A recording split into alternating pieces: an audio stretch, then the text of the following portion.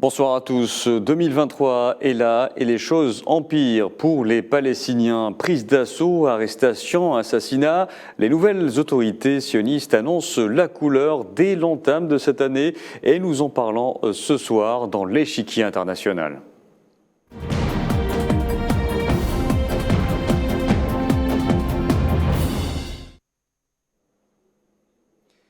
L'entité sioniste est de nouveau régie par des autorités d'extrême droite. Benjamin Netanyahou vient d'ailleurs de former le gouvernement le plus à droite de l'histoire de cette entité qui suscite de vives inquiétudes. On n'aura pas attendu longtemps pour le voir à l'œuvre. Pourquoi aller toujours dans la provocation au lieu d'asseoir les bases d'une solution à deux États, prônée pourtant par l'ensemble de la communauté internationale? Nous allons essayer d'en comprendre un peu plus avec nos invités. Il y aura avec nous Amjad Chihab. Bonsoir. Bonsoir. Alors vous êtes professeur en sciences politiques à l'université Al-Aqsa. Qassem Maadi est également notre invité. Bonsoir. Bonsoir. Alors vous êtes journaliste palestinien et vous êtes basé à Ramallah. Le docteur François Deroche est aussi parmi nous. Bonsoir. Bonsoir à vous, à vos téléspectateurs, et un bonjour à vos invités également. Bonsoir à vous. Donc vous êtes président de l'association Justice et Droit sans frontières. Alors nous allons d'abord revenir sur cet assassinat d'un jeune garçon palestinien de 15 ans survenu ce mardi sous les balles de l'occupation sioniste dans la région de Bethléem en Cisjordanie occupée. Nous nous retrouvons juste après. La haine et le terrorisme sioniste s'abattent de plus belle sur les territoires palestiniens. Une offensive sans précédent est menée par le gouvernement d'extrême droite de Netanyahou. Les Palestiniens se réveillent sous les bruits des coups de feu et des bombes à gaz. Des affrontements ont éclaté entre les forces d'occupation et de jeunes Palestiniens dans plusieurs quartiers de Beit Lahm et Jenin. Même les adolescents ne sont pas épargnés. Adem Ayed, âgé de 16 ans, est tombé en martyr après avoir été touché par balles réelles dans la poitrine lors du raid des forces d'occupation sur le camp de Daïcha au sud de Beit Lahm. Selon le ministère palestinien de la Santé, un autre Palestinien a été blessé par balle dans la main. Une escalade de violence est menée par l'entité sioniste dans le but de neutraliser toute forme de résistance. Des arrestations sont opérées au quotidien. Un jeune Palestinien a été appréhendé ce mardi après perquisition de son domicile familial à Beit Lahm. Rien ne semble mettre fin à ces actes barbares. Les affrontements regagnent d'intensité en ce début d'année dans toute la Cisjordanie, face à la montée de l'extrême droite au sein du gouvernement sioniste. Cette ligne dure, adoptée par l'entité sioniste, suscite une grande inquiétude. Plusieurs appels à la retenue et à la prudence sont lancés par des dirigeants et organisations dans le monde. Cette nouvelle politique sioniste pour l'extermination du peuple palestinien pourrait déstabiliser et embraser toute la région du Proche-Orient. Alors nous venons de le voir, un enfant qui meurt en Palestine occupée est devenu presque banal, j'ai envie de dire, une information qui ne choque plus le monde, voire relayée au second plan. Amjad Chihab, tuer des enfants, dans quel but? Provoquer encore plus les Palestiniens pour justifier des assassinats? Bonsoir. Je pense qu'il y a un problème de son. Je vous entends pas très bien. Oui, alors nous venons de voir un sujet sur l'assassinat d'un enfant, encore un autre enfant tué en Palestine. On a tendance à banaliser un petit peu la chose, notamment chez les médias occidentaux. Alors on tue des enfants dans quel but selon vous? Pour provoquer encore plus et justifier des assassinats? Oui, j'ai pas bien entendu la question, mais l'assassinat des enfants, c'est un truc systématique. Oui. C'est pas la première fois. Mais pourquoi s'attaquer aux enfants? Oui, ils ont tué beaucoup des enfants à bande de Gaza pendant la première intifada et la deuxième intifada. Oui. Et ils ont tué aussi des enfants. Cette année, il y a eu pas mal d'enfants. Ils ont assassiné une gamine sur un toit parce qu'ils ont soupçonné que c'est une menace. Ils ont tué un enfant dans la vieille ville. Il y a quelques mois aussi, ils ont soupçonné aussi qu'il présente une menace. Ils ont tué dans les interventions qu'ils le font dans les villes palestiniennes, et ils tirent sur tout ce qui bouge, que ce soit des enfants, des femmes, des vieillards. Et l'essentiel, il y a beaucoup de dossiers d'assassinats des enfants dans l'opération militaire israélienne dans le territoire palestinien. Et malheureusement, tous ces assassinats n'ont jamais eu une poursuivi ou une condamnation ou par les tribunaux israéliens. Et toujours ces actions contre les enfants passent sans avoir de jugement ou sans avoir des punitions contre les soldats qui font ces massacres. Des massacres qui restent impunis. Je souhaite avoir l'avis de Qassem Maadi. Vous êtes journaliste palestinien. Vous avez l'habitude maintenant, malheureusement, de traiter ce genre d'informations. Tuer des enfants, dans quel but? Chercher à provoquer encore plus pour justifier plus d'assassinats? Écoutez, vous venez de le dire, c'est devenu une habitude de reporter sur ça pour nous les journalistes. J'ai passé pratiquement les derniers 6 mois de 2022 en reportant une mort tous les jours, tous les 2 jours. Et souvent, on ne peut pas écrire sur autre chose parce qu'il y a, en fait, c'est le grand événement. Et en fait, ce qui se passe, c'est qu'il y a une montée dans l'agressivité militaire israélienne contre la population palestinienne en Cisjordanie depuis le début de 2022. Et dans cette montée, dans cette escalade de cette répression militaire, il y a eu beaucoup d'enfants qui ont perdu la vie aux mains des forces israéliennes. Notamment en 2022, il y a eu 36 enfants qui étaient morts. 36 sur les 226 qui sont morts palestiniens, tout confondu. Et aujourd'hui, ce matin, en fait, c'est encore un enfant de 15 ans au camp de réfugiés de Dheche, à Bethléem. Alors, j'ai parlé en fait à son ami aujourd'hui pour faire un reportage sur lui. En fait, cet enfant, il était dans la rue en train d'affronter les forces israéliennes avec des pierres. C'est un acte symbolique. Pour les forces israéliennes, jeter des pierres, c'est un acte de terrorisme. C'est exactement comme jeter une bombe. Alors que c'est un acte symbolique. Et les forces israéliennes étaient de retour dans le camp de Dheche. Il faut savoir qu'un camp comme Dheche, il est sujet d'attaques et des raids israéliennes 2 fois par semaine. Oui. 2 fois par semaine, 3 fois par semaine parfois. Et cet enfant, en fait, il s'appelle Adam Ayad. Il avait dans sa poche une lettre d'adieu qu'il avait écrite dans laquelle il disait « J'avais beaucoup de choses que je rêvais d'accomplir, mais dans notre pays, nous ne pouvons pas accomplir nos rêves. » Et en fait, j'ai demandé à son ami pourquoi il disait ça dans cette lettre qu'il portait avec lui. Et il m'a dit en fait que un ami très proche à lui, Omar Manna, c'était exactement lui qui était tué le 5 décembre, il y a exactement un mois. C'est-à-dire, c'est un enfant qui a perdu son meilleur ami et qui a 3 cousins en prison. Il y a un cousin qui est invalide à cause d'une balle israélienne. Donc, c'est la réalité dans laquelle grandissent les Palestiniens, les adolescents, les enfants palestiniens. Et dans une telle réalité, un enfant palestinien, il ne peut plus rêver d'un avenir. Et alors, lorsqu'ils voient qu'ils vont mourir de toute façon, ils préfèrent aller affronter leur occupant et qui n'a aucun respect pour la vie. Si c'est un enfant qui jette une pierre, c'est pareil pour eux. Et ils tirent à tuer. Très bien. Nous allons avoir l'avis tout de suite de François Deroche. François Deroche, vous qui êtes président de l'association Justice et Droit sans frontières, on assiste là à de l'injustice sans frontières, on peut le dire.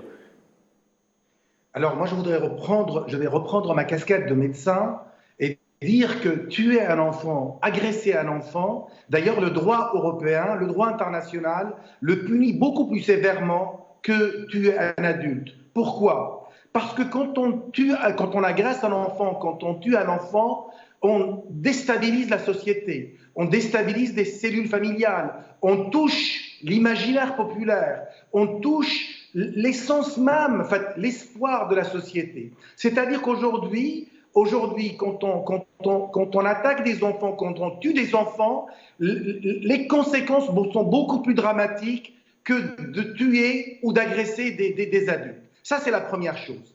La deuxième chose, d'ailleurs, le droit, je prends le droit français parce que je le connais, je vais prendre ma casquette également d'expert médical. Quand on a une agression d'un enfant, vous n'êtes plus obligé par ce qu'on appelle le secret médical. C'est-à-dire que vous devez dénoncer, absolument informer l'autorité judiciaire et dire, parce que c'est quand même quelque chose de très grave. Maintenant, malheureusement, nous avons été habitués avec les autorités israéliennes.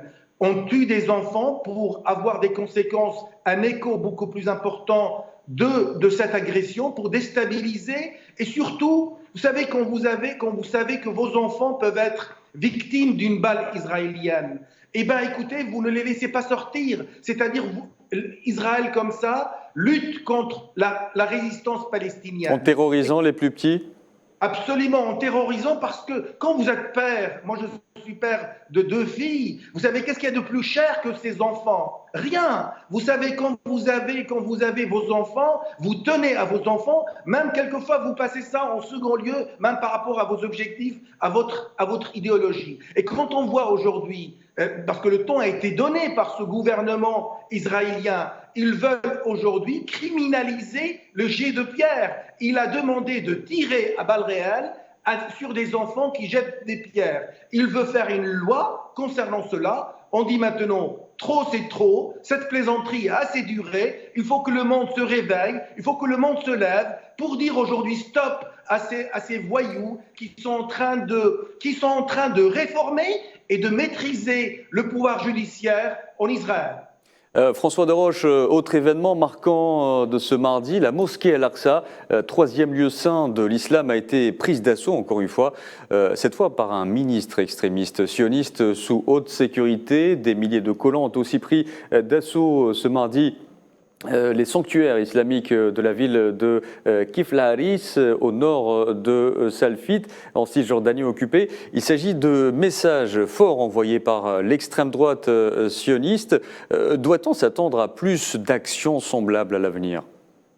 Alors tout d'abord, avant de commencer, il faut nommer les choses. Aujourd'hui, ce gouvernement de Benjamin Netanyahou, c'est pas ni plus ni moins qu'une alliance de voyous. C'est une coalition qui fait la part belle aux suprémacistes juifs ultra-orthodoxes. Donc aujourd'hui, on peut dire que même Haaretz, le journal qui est totalement, enfin qui est même, on va dire, pro-israélien, il a dit que cette coalition de Benjamin Netanyahou, elle est raciste, elle est religieuse et elle est autoritaire. C'est-à-dire qu'aujourd'hui, on est en train de promouvoir la suprématie juive en considérant que la petite minorité arabe est une menace démographique et c'est une communauté. Donc attendez, c'est quand même grave ce qui a été dit. On a dit que ces Arabes qui sont des Arabes israéliens, c'est une communauté de criminels. C'est quand même très grave. On va dire aujourd'hui, il y a aussi, le ton, il était un peu plus modéré au niveau des États-Unis. Aujourd'hui, on peut dire aujourd'hui qu'il y a quelque chose, il y a un pas de plus qui a été franchi dans l'horreur et surtout aujourd'hui, cette administration de droite religieusement conservatrice en Israël est un défi important pour tous les pays sur la scène internationale. Parce qu'aujourd'hui, quand on parle de 2 États, on savait que c'était difficile à mettre en place. Mais aujourd'hui, l'idée de 2 États palestiniens, elle est morte. Aujourd'hui, on attend l'enterrement. On est dans les funérailles. Aujourd'hui, sauf miracle, aujourd'hui, on va dire que cette extrême droite, elle va porter un coup fatal à cette solution de paix, à cette solution de 2 États entre Israéliens et Palestiniens. Très bien. La difficulté, c'est que feront les pays européens? Parce qu'aujourd'hui, la France, par exemple, défend les deux États, État palestinien et État israélien. Que fera la France? Que fera l'Europe? On ne sait pas encore. Très bien. Je reviens à Amjad Chehab. Alors, nous assistons de plus en plus à des prises d'assaut des lieux saints, notamment la mosquée d'Al-Aqsa, où un exercice dans lequel s'est adonné aujourd'hui un ministre extrémiste sioniste d'extrême droite. Doit-on s'attendre à l'avenir, avec Benyamin Netanyahou aux commandes, à plus d'actions de ce genre? Tout à fait. Le message ce matin était très clair. Et Netanyahou il cherche à annuler la tutelle hachimite sur l'esplanade de la mosquée. Il voulait arrêter toute compétence de gérer les lieux par les affaires de Waqf islamique jordanien. Et l'objectif, c'est de partager dans l'espace l'esplanade de la mosquée entre les Juifs et les Palestiniens. Et malheureusement, ils ont trompé tout le monde ce matin parce qu'ils ont dit ils ont annulé la visite, soi-disant, entre guillemets. C'est pas une visite, c'est une agression provoquant et surtout contre ce lieu saint. En plus, c'est une violation du droit international. Mais dans l'absence d'intervention internationale sur le comité international et dans la politique de deux mesures et deux poids par rapport aux affaires d'Ukraine et Russie et par rapport à l'affaire palestinienne, surtout depuis 1948, et même les Israéliens ont avoué qu'ils ont commis des crimes. Il y a d'enregistrements, d'aveux enregistrés par des vidéos. Et il y a aussi les nouveaux historiens israéliens qui ont fouillé dans les archives des organisations terroristes sionistes et qu'ils ont découvert qu'il y a eu beaucoup de massacres. Ils ont détruit des centaines de villages. Et aujourd'hui, on voit que les symboles de la mosquée de l'Aqsa est sous la menace de la destruction et sous la menace aussi de l'agression et qui voulaient imposer leur souveraineté totale sur cette mosquée qui présente un symbole islamique et un symbole national. Pour tous les musulmans d'ailleurs, pas seulement pour les Palestiniens. Tout à fait. Et ils entrent, ils font des demandes et ils cherchent une partie pour construire une synagogue provisoire en attendant qu'ils pensent qu'ils vont détruire le dôme de rocher et pour construire le temple, selon leur mythe, le temple de Salomon à sa place. Ouais. En ignorant complètement toutes les pressions et toutes les menaces qui peuvent provoquer cette action. Et ils sont en train d'étudier que cette action, ce matin, on va attendre la réaction des Palestiniens et du monde arabe et du monde islamique. Et en étudiant ces réactions, oui. À partir de cela, oui. on va voir comment on va avancer dans ce programme.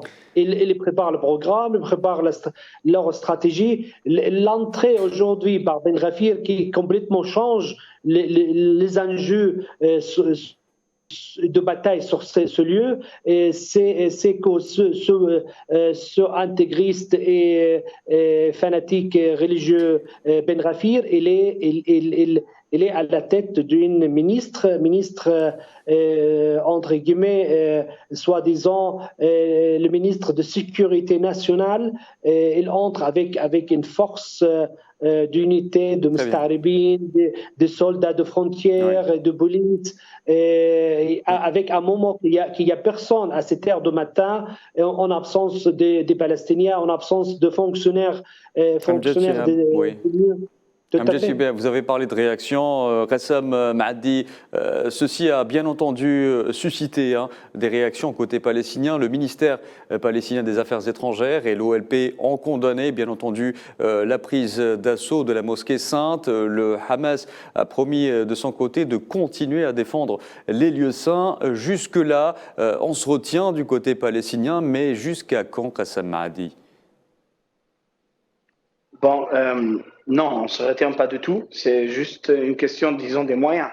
Les Palestiniens sont dans l'action et dans la résistance dans le quotidien, tous les jours.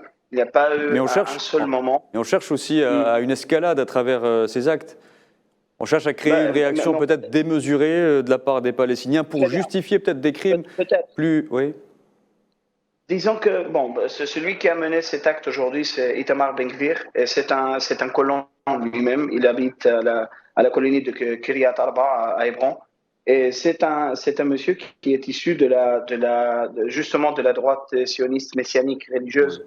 Mais en fait, j'aimerais attirer l'attention sur un point très important, c'est que lorsqu'on parle de la montée de l'extrême droite en Israël, on parle de ça comme si c'était une alarme, comme s'il y avait quelque chose qui allait changer. En fait, l'extrême droite, elle est au pouvoir déjà au moins depuis 2009, depuis le premier gouvernement consécutif de Netanyahou.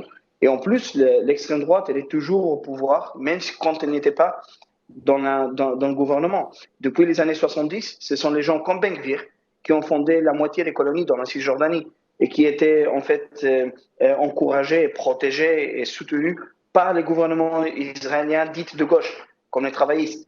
D'ailleurs, permettez-moi, on fait souvent la comparaison de l'administration de Netanyahou. On la compare souvent à celle d'Ariel Sharon, voire plus sanguinaire. Oui, et disons que Ben-Gvir, aujourd'hui, il cherchait son moment Sharon, si vous voulez.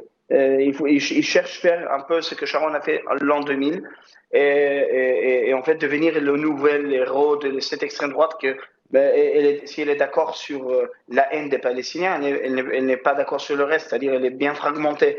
Parce qu'elle manque d'une figure centrale. Ben-Gvir, il cherche à devenir cette figure centrale, alors que Netanyahou aussi, il essaye de le faire, mais enfin, il doit faire des alliances avec des gens comme Ben-Gvir. Mais ce que j'aimerais en fait signaler, c'est aussi que la mosquée de l'Aqsa n'était pas prise d'assaut aujourd'hui pour la première fois depuis longtemps. Elle est prise d'assaut pratiquement tous les jours par des groupes de colons. Mais par un ministre extrémiste, oui. Par des ministres islamistes, oui, c'est pas tous les jours que Ben-Gvir est à la tête, mais tous les jours, c'est-à-dire c'est devenu une stratégie de tous les jours aller sur l'esplanade et entrer, empêcher et obliger les Palestiniens musulmans qui sont à l'intérieur pour justement imposer une norme et arriver à faire une division comme celle qui a été faite par la force.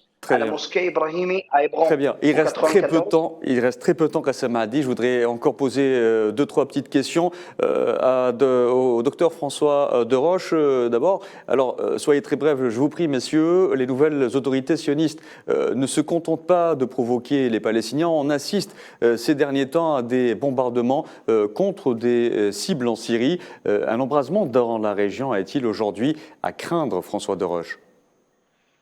Bien sûr, je voudrais quand même rappeler, parce que rapidement, François Deroche. Rapidement, parce que c'était très important, la visite de 2000 avec Ariel Sharon, qui est à l'origine de la deuxième intifada. Alors, il y a eu quand même un embrasement pendant 5 années. C'est-à-dire qu'aujourd'hui, aujourd'hui, en plus, il a dit, le nouveau ministre de la Sécurité a dit qu'il allait combattre avec une poignée de fer. C'est-à-dire, ça promet. Il a donné le ton. Et aujourd'hui, Israël ne respecte absolument rien. Israël, aujourd'hui, elle est en train de bombarder, comme vous l'avez précisé, elle a bombardé l'aéroport de Damas. Pourquoi ? Parce qu'ils considèrent, en bombardant un aéroport, on paralyse le pays.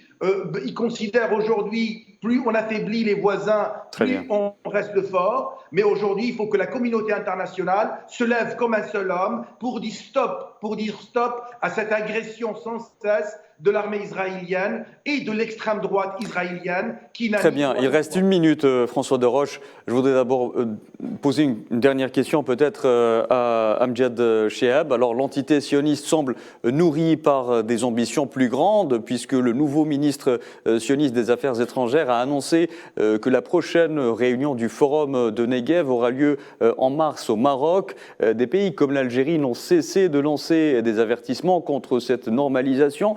En y est, croyez-vous qu'on cherche à créer des conflits au Maghreb? Tout à fait. La normalisation avec Israël, c'était juste une normalisation officielle. Au niveau du peuple arabe, c'était un grand échec. On se souvient très bien, la première normalisation avec l'Égypte n'a jamais réussi à être appliquée sur la population égyptienne. Et la grande preuve avec le mondial de Qatar, on a vu la grande opposition du monde arabe qui sont allés au Qatar pour regarder le mondial. Et avec le journaliste qui est présent, le journaliste israélien, il y a eu un grand échec. Et les Israéliens, ils pensent. Amjad Chehab, je dois malheureusement vous couper parce que. Oui. Nous n'avons plus le temps, malheureusement. J'aurais aimé poursuivre ce débat avec vous, messieurs. Cette émission touche à sa fin. Je remercie Amjad Chehab, qui est professeur en sciences politiques à l'université Al-Aqsa, Al-Quds occupé. Je remercie également Qassem Maadi, journaliste palestinien à Ramallah. Le docteur François Desroches était également avec nous. Il est président de l'association Justice et Droits sans frontières. Merci à vous, messieurs. Cette émission touche donc à sa fin. Merci à vous de nous avoir suivis. Excellente soirée sur Al24 News.